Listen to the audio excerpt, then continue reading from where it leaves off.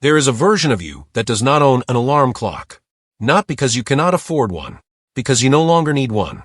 You wake up on your own, in a room with no sound, no schedule, no one waiting on the other side of a door. You lie there for a moment. You do not check a phone. You do not check anything. You smile before you even open your eyes. This is not where the story starts. It starts 30 years earlier, in a different room, with a different sound. 5:30 in the morning. A plastic alarm clock, bought secondhand for $2, screaming from the floor because there is no nightstand. You do not open your eyes right away. You already know what is waiting. A shift at a warehouse that starts at 7. A second shift, off the books, that starts at 4 in the afternoon. Somewhere between them, a bus that comes every 40 minutes, and if you miss it, you lose an hour you do not have. Here is something people will not want to hear, and you can say it in the comments if you disagree. The alarm clock is not a tool for discipline. It is a symptom of poverty. The people who wake up screaming into their day are not lazy, and they are not undisciplined. They are the ones with the least control over their own hours, and everyone else has simply forgotten what that felt like. You do not eat breakfast. You do not have time to want one. Your coworker, the one who sits 2 lockers down, spends his first 10 minutes of every shift talking about a truck he financed at 19% interest. Chrome rims. A stereo system worth more than his rent. He waves off the numbers every time. Numbers are for people who worry, he says. You worry. You are the one still standing here in 5 years. Rule number 1. The people who cannot see their own hole keep digging it wider, and they call it style. Something shifts. Not in your paycheck yet. In your mornings. You take a job that pays $12 an hour through an app that tells you your schedule 2 days in advance, sometimes less. Some weeks you work 50 hours. Some weeks you work 18, and you find out on a Sunday night, staring at a screen, doing math you already know the answer to, $35 short for the electric bill. Again, you start waking up 10 minutes earlier. Not for coffee, for silence. Is the only thing in your day that does not have a price on it yet. Rule number 2. Before you can afford anything, the first thing you learn to steal back is time, and you steal it from your own sleep because there's nowhere else to take it from. 2 years later, you are earning $35,000 a year at a job with a fixed schedule, and for the first time, a paycheck arrives on the same day, every 2 weeks, without you holding your breath. You still set an alarm. 6:45. But it no longer feels like a threat. It feels like a fence around a life that finally has a shape. Your cousin, on the other hand, gets a raise to $42,000 and celebrates by leasing a car he cannot describe the payment on without laughing nervously. New shoes every month. A vacation charged to a card with an interest rate he has never once mentioned out loud. He tells you that money is meant to be enjoyed, not hoarded. You nod. You do not argue. You have learned that some lessons only land after they cost something. Something shifts. Not in the amount in your account. In the question you ask yourself at 6:45 in the morning, which used to be how do I survive today, and has quietly become what do I want a day to build toward. By the time you are earning $65,000, your mornings have a small, stubborn ritual. You wake at 6, and for 20 minutes before anyone else in the house is up, you sit with a cup of coffee you actually taste. It is not luxury. It is proof. Proof that the day belongs to you before it belongs to anyone else.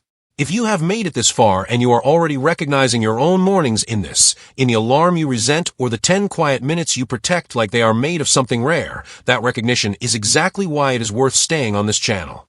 This is the part of the story most people skip past because it is not the dramatic part. It is the part where the habit is actually built. Subscribe now, because the next levels are where that habit finally starts paying you back. At $150,000, you notice something you did not expect. You have more than almost everyone you grew up with, and for the first time, waking up early does not feel like survival. It feels like momentum. You wake at 5:45, and it is your own choice now, not a threat hanging over you. Emails answered before sunrise. A calendar filling up with things you actually chose. Your neighbor, who makes less than you, spends his mornings walking a dog around the block, unhurried, and you do not envy him. You simply know your unhurried mornings are still coming, and you are building toward them on purpose. Rule number 3.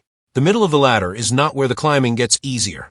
It is where you finally start climbing for yourself instead of away from something. You do not stop climbing. You are not built that way anymore. And for the first time, the climbing itself starts to feel good. Past $500,000 in net worth, your mornings become quieter, and this time the quiet is exactly what it looks like. Peace. Fewer people need something from you before 8 in the morning, and you notice how much lighter that makes the whole day. The friends who mattered are still there, just on a schedule that finally suits you both. A call on a Sunday, instead of a text at 7 that used to interrupt the scramble. Your old coworker, the one with the truck, is still making the same jokes about numbers being for people who worry. He is $53,000 in debt now. He still laughs it off. You do not feel superior. You feel grateful in a quiet, private way that you decided years ago to worry about the right things. Rule number 4. The quiet that money buys is not the absence of people. It is the absence of noise, and the two are not the same thing. At $2 million, you wake up before your alarm, not from fear, but from habit built over years of good mornings. The first thing your mind does is not panic. It checks in calmly, the way a captain checks the weather before a trip he has made 100 times and knows how to handle. There is a dinner once with people who have far more than you, where a woman across the table says quietly that the fear never fully disappears, it just gets quieter every year. You keep showing up for it. You nod. You already know that showing up is the whole skill. Rule number 5. Confidence at this level is not the absence of risk. It is having survived enough of it to trust yourself with more. By $10 million, your mornings run with the kind of ease you spent 2 decades earning. An assistant confirms your schedule before you are even awake, and instead of feeling managed, it feels like finally having the staff you used to be. A driver waits outside, unhurried, because you build a life where nothing has to be rushed anymore. You call your mother on a Tuesday for no reason, just to hear her voice, and she tells you that you sound happy. You tell her you are, and for once, you do not have to think twice before saying it. Rule number 6. The higher you climb, the more of the small tasks you hand to other people, and what you get back in return is not distance. It is room to actually enjoy what you built. And then, finally, $50 million and the room with no sound. You could have someone plan every second of your day, and for a while you did, back when you still needed to prove something. Now you choose the silence yourself on purpose, because you finally understand what you were building toward the whole time, since that plastic alarm clock on the floor decades ago. Not more hours. The right to spend the ones you have exactly how you want. So now you wake up on your own. No alarm. No calendar demanding the first thought of your day. You lie there for a moment, in a silence you paid for with 30 years of getting up before you had to, and you smile, because for the first time since you were 19 years old, the morning is entirely, unmistakably yours, and it feels exactly as good as you always hoped it would. Rule number 7, the last one. Every level of this ladder was never really about the money. It was about who owned your mornings. At 0, someone else did.